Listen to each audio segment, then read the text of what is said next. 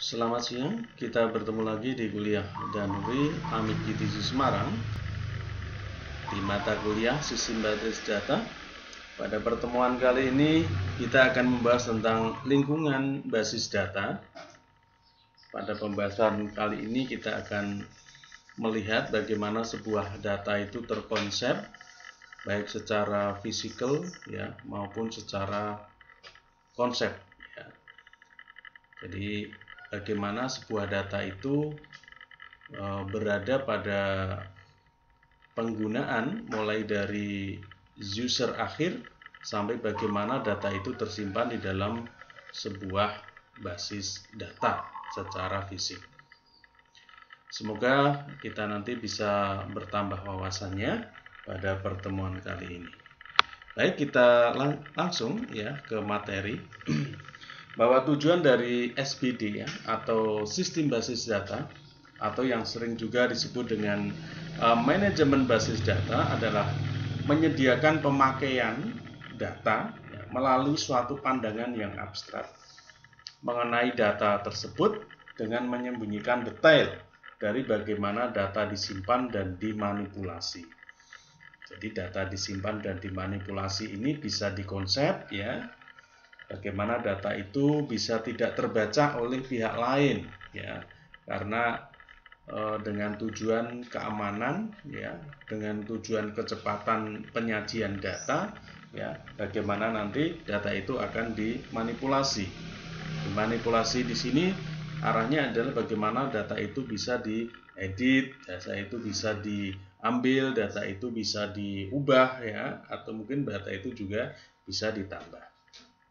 Jadi menyediakan pemakaian data ya melalui suatu pandangan yang abstrak gitu ya. Jadi kita tidak tahu bagaimana Google ya, contohnya bagaimana sebuah di web ya, Google itu menyediakan data kepada kita. Kita tidak tahu datanya di mana. Kita tidak tahu bagaimana konsep datanya. Kita tidak tahu juga bagaimana physical datanya sampai pada detail datanya. Tetapi pada saat kita menginginkan datanya, Google bisa menyediakan. Ya, bisa menyediakan, bisa menyajikan kepada kita. Itulah hebatnya dari manajemen basis data. Oke, kita lanjutkan. Nah, dari apa yang sudah saya sampaikan, ada 3 tingkatan arsitektur basis data. Ya, yang pertama adalah external level. Eksternal. Di sini adalah data itu bisa kebaca oleh si user, ya, si view. Jadi kalau kita pakai Google tadi, ya kita nyari, data itu sudah bisa disajikan di sini. Kita tidak tahu bagaimana konsepnya, bagaimana di internal levelnya, bagaimana fisikalnya kita tidak tahu. Tapi data itu sudah bisa di depan mata kita dan disajikan. Ini adalah level dekat sekali dengan user. Yang kedua adalah conceptual level ya, konseptual. Bagaimana sebuah data itu dikonsep ya sampai akhirnya data itu bisa disajikan. Nah, di sini nanti berbagai macam bahasa basis data ya. Pengelolaan basis data sangat berperan di sini di dalam conceptual level. Kemudian selanjutnya ada internal level.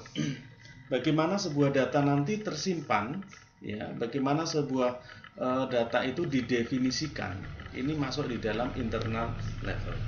Kemudian sampai pada bagian akhir adalah database itu wujudnya seperti apa. Nah, ini masuk di dalam physical data organization. Sampai kepada penyimpanannya di mana ya, kemudian bagaimana nanti pencadangan datanya ya, mirroring dan sebagainya. Ini adalah tingkatan arsitektur database. Jadi mulai dari konsep ya, lab internal, kemudian physical, atau mulai dari eksternal, konseptual sampai internal level. Nah, ini physical data organization-nya langsung ke arah wujud dari database-nya. Oke, next ya. Nah, di sini definisikan tadi apa yang sudah saya sampaikan. Merupakan cara pandang user terhadap database ya. Jadi user di sini bisa langsung menikmati data tersebut ya. Cara pandang tingkat ini hanya terbatas pada entitas, atribut, hubungan antar entitas atau relationship ya yang diperlukan saja. Jadi pada tingkatan eksternal ini kita sudah mendapatkan sebuah data ya. Isinya apa ya, data itu sudah disampaikan kepada kita. Contohnya seperti Google tadi, kita mencari sesuatu maka sesuatu itu diberikan kepada kita. Ini adalah tingkat eksternal. Nah, kemudian pada tingkatan konseptual ya, pada tingkatan konseptual di sini merupakan kumpulan cara pandang terhadap database ya. Pada tingkat ini penjabaran data apa saja yang disuguhkan disimpan pada database dan juga menjabarkan hubungan di antara data. Jadi di sini sudah ada bahasa pengelolaan ya database itu sehingga bisa disajikan kepada kita ya. Jadi arahnya sudah proses pengelolaan database-nya, tingkat konsepnya. Kemudian tingkatan yang selanjutnya adalah tingkatan internal ya, internal level tadi merupakan perwujudan database dalam komputer. Ya, di sini bagaimana database itu tersimpan. Kalau kita menggunakan Microsoft Access, kita menggunakan SQL ya, atau mungkin kita menggunakan Oracle, bagaimana database itu tersimpan ya. Pada tingkat ini penggambaran bagaimana database disimpan secara fisik di dalam peralatan storage yang berkaitan dengan tempat penyimpanan.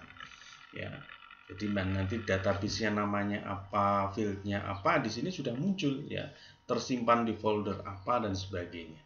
Ini adalah tingkatan internal. Jadi tadi ada tingkat 3, tingkatan eksternal, tingkatan konseptual, dan yang terakhir ini adalah tingkatan internal.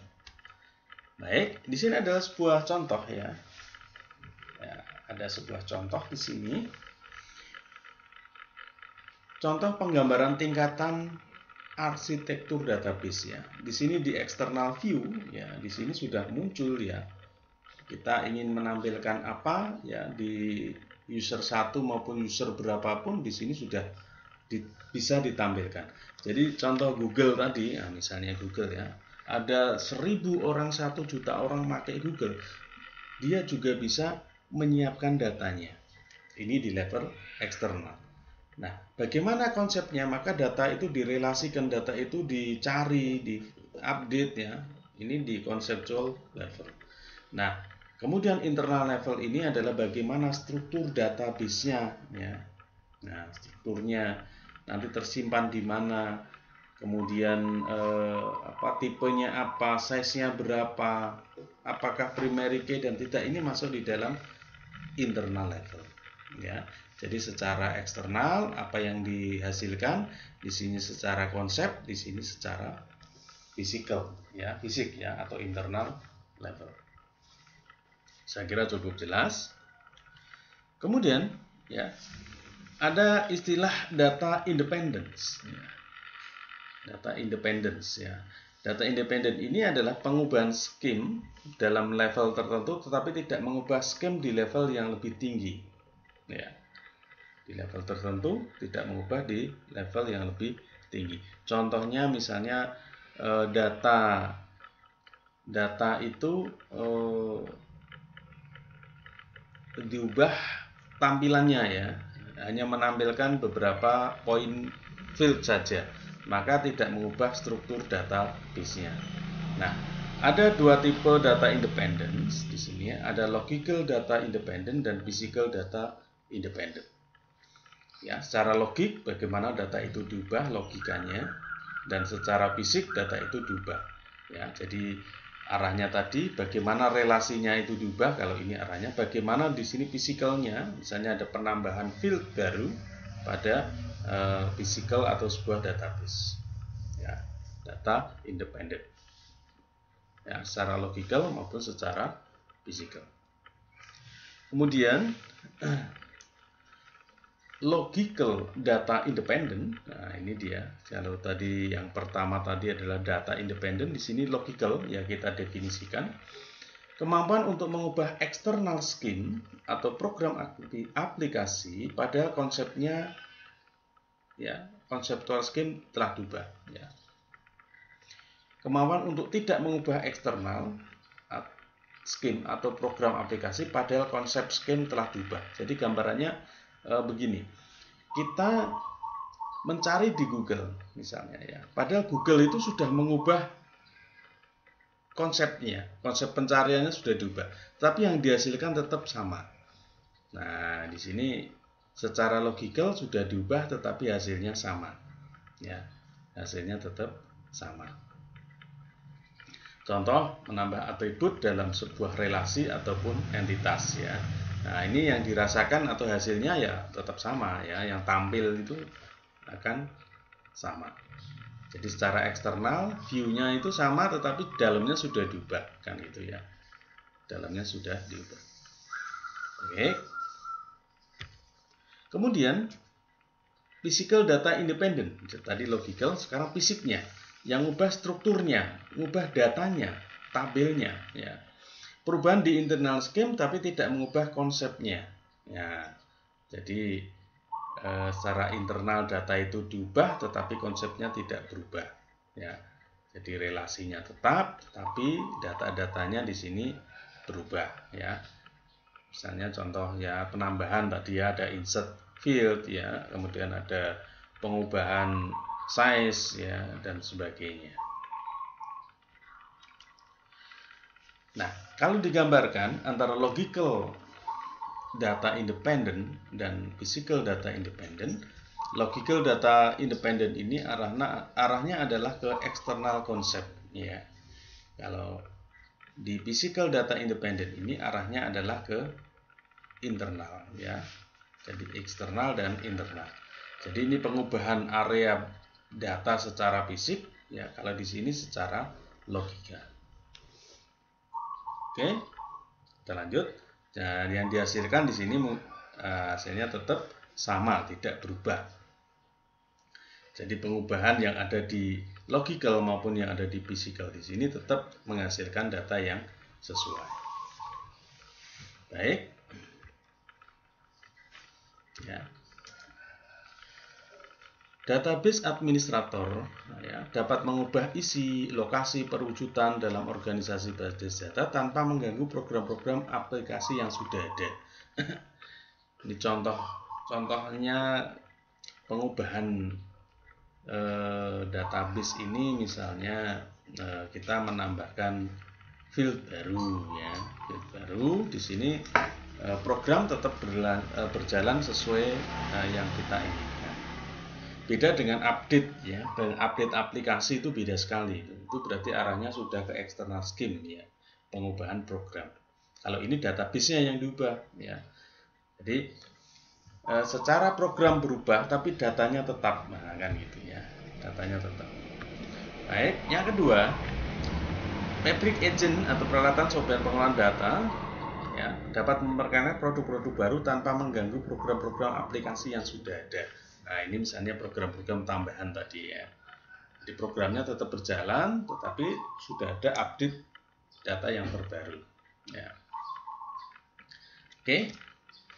Kemudian yang ketiga, untuk memudahkan perkembangan program-program aplikasi. Nah, di sini antara logical dan physical tadi, independent tadi, digunakan untuk apa? Database itu ya tetap eksis.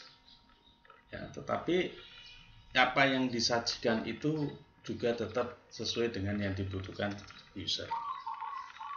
Kemudian yang keempat di sini, memberikan fasilitas pengontrolan terpusat ya oleh database administrator demi keamanan, integritas data ya, dengan memperhatikan perubahan kebutuhan pengguna.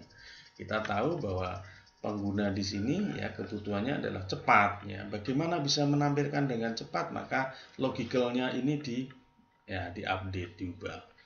Strukturnya atau data fisikalnya di internalnya ini juga dimaksimalkan sehingga bisa memberikan tampilan yang kepada user yang begitu cepat ya, begitu akurat ya. Nih. Lanjut ya. Ada istilah DBMS ya. Ini singkatan dari Database Management System. Apa itu DBMS? DBMS adalah suatu program komputer yang digunakan untuk memasukkan, mengubah, menghapus, memanipulasi, ya, dan memperoleh data atau informasi secara praktis dan efisien. Jadi apa yang sudah kita sampaikan tadi, ya, bagaimana bisa menghasilkan tadi, ya, bisa menghasilkan data bagi user di sini. Nah, di sini dikelola. Nah, pengelolaan di sini namanya adalah database management system. Nah, ini dia. Jadi tujuannya adalah praktis, efisien, ya. Kemudian, nah, pada saat mengelola database ini perlu adanya sebuah perangkat lunak, ya. Ada yang menggunakan yang paling dasar, misalnya Microsoft Access. Kemudian ada lagi Oracle, ada lagi SQL, ya. Nah, di sini, ya, digunakan untuk membantu dalam pemeliharaan, ya, manajemen, utilitas kumpulan data yang jumlahnya sangat besar. Nah, misalnya Access saja ini sudah bisa mengelola sampai istilahnya ribuan bahkan jutaan data, gitu ya. Kalau lebih besar lagi, ya, sampai data tera, ya, terabyte, kita bisa pakai Oracle, ya, data yang jumlah yang sangat besar. Nah, perangkat lunak tadi, ya, merupakan sebuah paket program atau yang software, ya, yang dibuat agar memudahkan tadi, ya, mengefisienkan pemasukan, pengeditan, penghapusan, pengambilan informasi terhadap sebuah database. Sehingga software ini menjadi perantara antara user dan database. Jadi dalam sebuah perusahaan di sini menggunakan aplikasi, ya, database management system, misalnya menggunakan SQL misalnya. Data itu dikelola oleh SQL, baik di internal, baik di eksternal. Ya, dikelola apa yang dibutuhkan oleh user, nanti disediakan oleh aplikasi tersebut. Nah, biasanya kalau di AMIC GTC di sini pengelolaan database-nya biasa menggunakan untuk memudahkan pakai Access misalnya. Yang kedua pakai SQL, ya. Ada juga pelayanannya menggunakan SQL Server. Mengambil data, ya, kemudian disajikan. Mengambil data, dikelola, disajikan. Demikian. Oke, saya kira cukup jelas, ya. Nah, gambarannya, ya.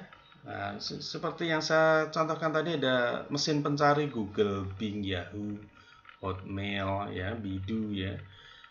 Di sini alat pencari, ya, atau search engine ini menggunakan manajemen basis data juga. Bagaimana mengelola data yang sudah ada ini nanti disajikan kepada kita. Nah, algoritma manajemen basis datanya ini rahasia sekali, ya. Masing-masing aplikasi di sini, ya, memiliki kecepatan, ya. Nanti Anda bisa bedakan ini bagaimana mereka mencari, kemana hasilnya sama apa tidak, lebih akurat yang mana. Silakan nanti dibedakan, ya. Nah, ini juga bisa nanti diakses, ya. Kalau ini alat aplikasi untuk mengakses, ya, di web, ya. Nah, kalau misalnya Chrome itu mengadakan update, ya, misalnya ini, maka apa yang terjadi? Karena dia juga punya data di sini. Pada saat update mungkin tampilannya berubah tapi datanya tidak.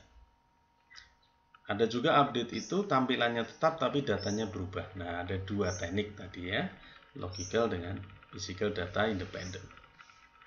Oke.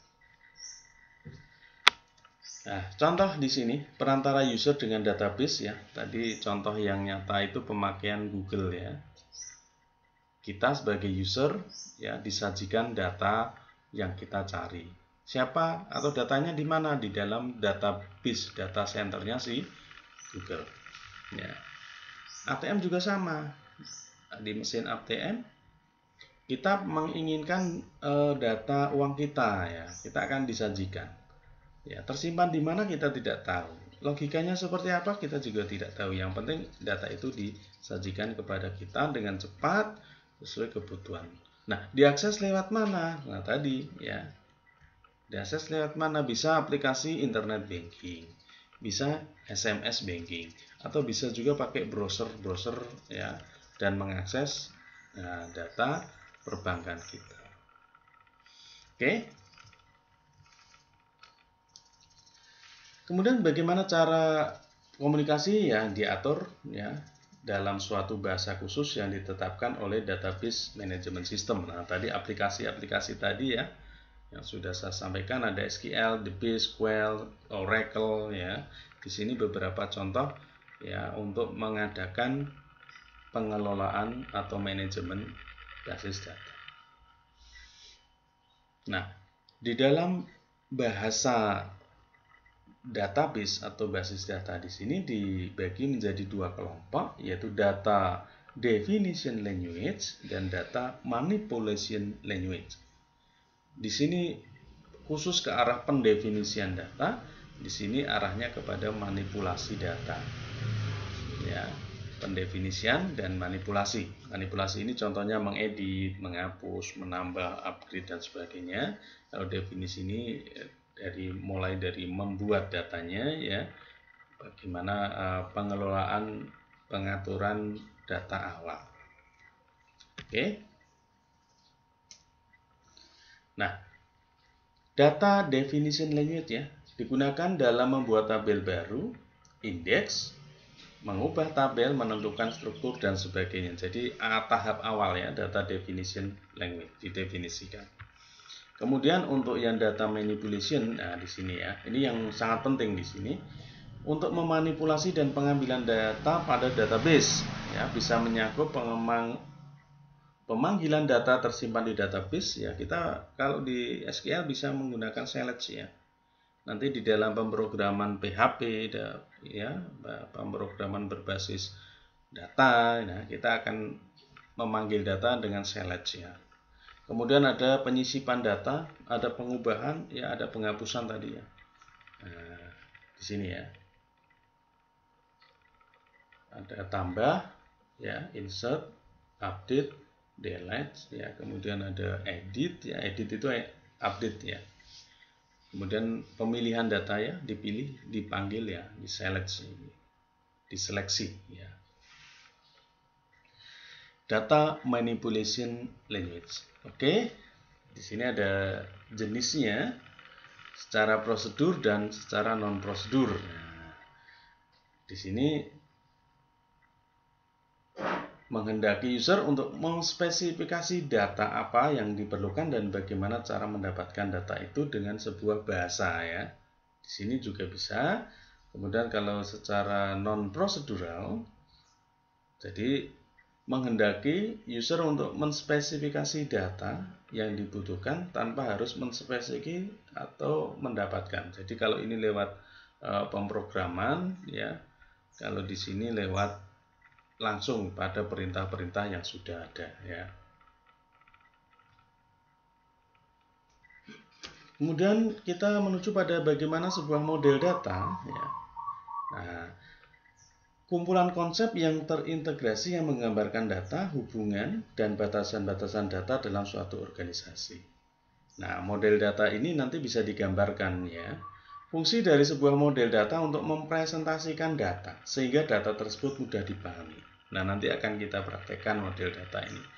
Misalnya, model data penjualan misalnya. Oh, di sana nanti digambarkan konsepnya seperti apa, fisiknya seperti apa, relasinya gambarnya seperti apa. Ini adalah sebuah contoh model data. Nah, di sini pada perkembangan model data ini mulai dari file system ya, kemudian ada hierarki, network, relation ya, hubungan sampai kepada model data secara objek. Ini yang yang terbaru ya. Tapi masih banyak menggunakan yang relational ya, model data relational. Oke.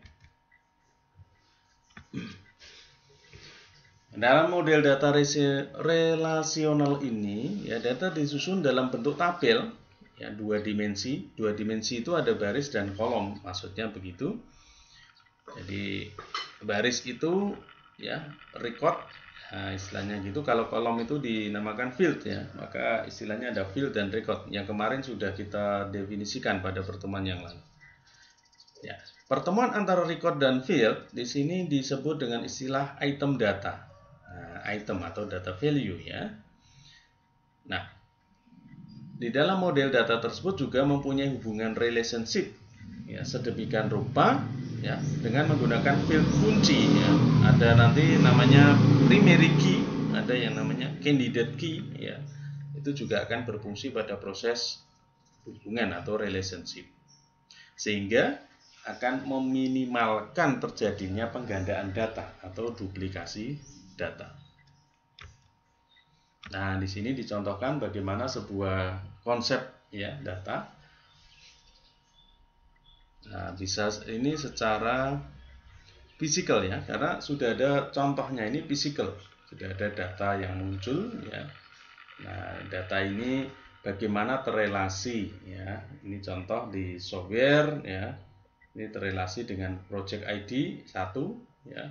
Kemudian yang project ID 3 juga terrelasi di sini ya.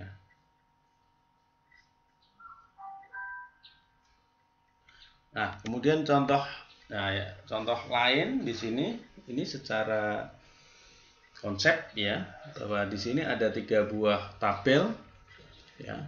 Pertama adalah tabel barang, tabel pelanggan, kemudian ada tabel jual di sini.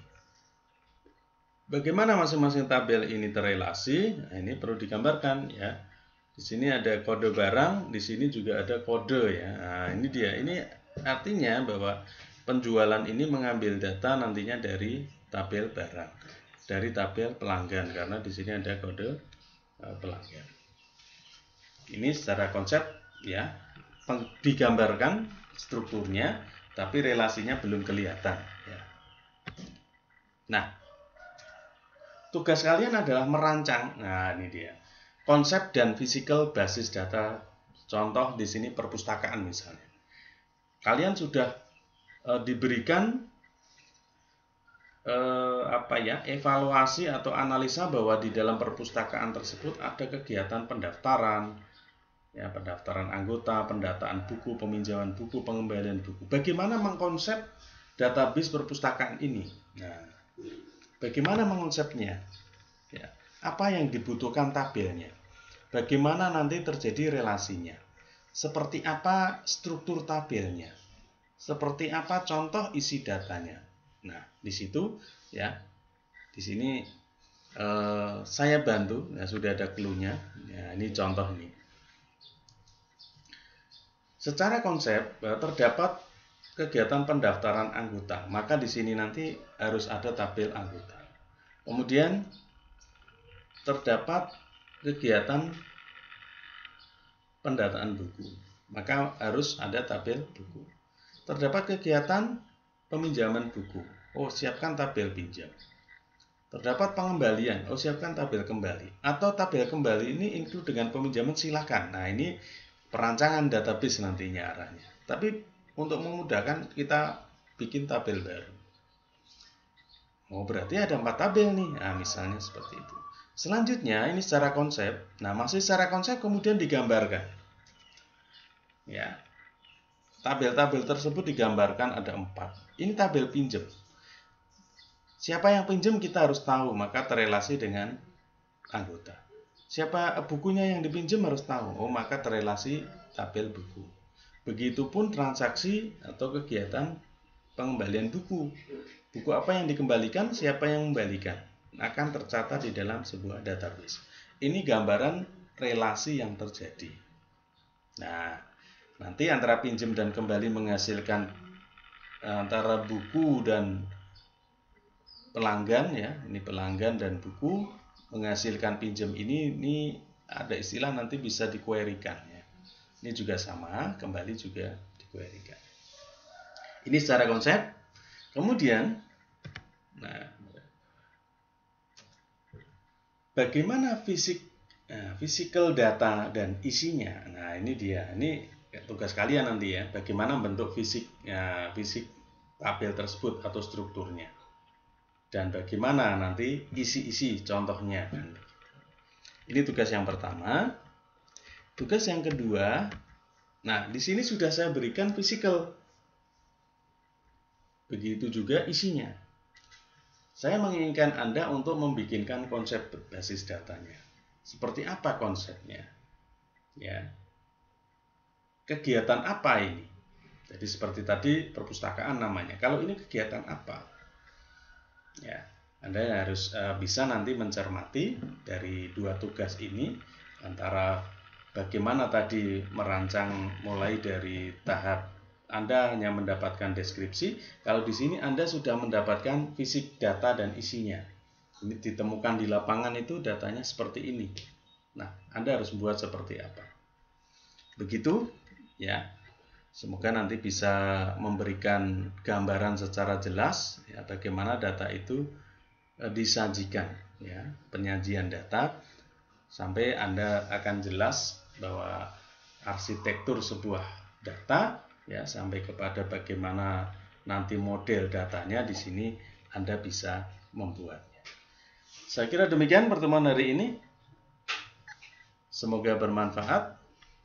Kita bertemu di kegiatan selanjutnya. Silahkan nanti apa yang sudah saya sampaikan ini dicoba dibuat. Selamat siang. Wassalamualaikum warahmatullahi wabarakatuh.